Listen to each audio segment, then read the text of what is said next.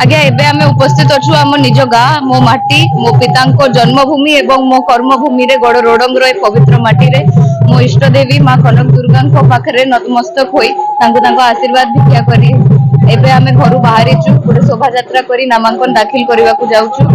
केवल गोटे ही भावना अच्छी केवल गोटे ही उद्देश्य अच्छी ए लड़ाई होची ब्रह्मगिरी माटीर स्वाभिमान रो लड़ाई ए लड़ाई होची माँ मानकर लड़ाई होची युवक मानकर ए लड़ाई होची सेही दुखी रंगी घटिकिया जो माने एते वर्ष धरी अवहेलित अछंती सेही समस्त को लड़ाई जन समावेश कहंतु जन समुद्र कहंतु एटा को मु केवल जन आशीर्वाद भाव रे देखुची आ मोर कॉन्फिडेंस मध्ये अछि कि एते लोकंकर आशीर्वाद रो सह मो पिता को आशीर्वाद रो सह ब्रह्मगिरी निर्वाचन मंडली रो समस्त लोकंक आशीर्वाद रो सह निश्चित भाव रे निर्वाचन बैतरणी पार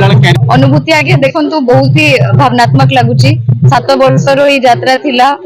गोटे प्रचारक रु प्रार्थनी पर्यंत ये यात्रा बहुत भावनात्मक लागुची बहुत किछि संघर्ष करिछि बहुत परिश्रम मध्य कराइछि केवल मु नाही आम साथी रे आम संगठन रो समस्त भाई बंधु माने लुलु परिवार रो समस्त सदस्य एवं भारतीय जनता पार्टी मोदी परिवार रो समस्त सदस्य माने बहुत परिश्रम करिसंती शेष निष्कर्ष रे पहुंचीबा को जाउछु मात्र दिन रहिला 21 टा 3 सप्ताह रो यात्रा मध्य बहुत ही रोचक हबो।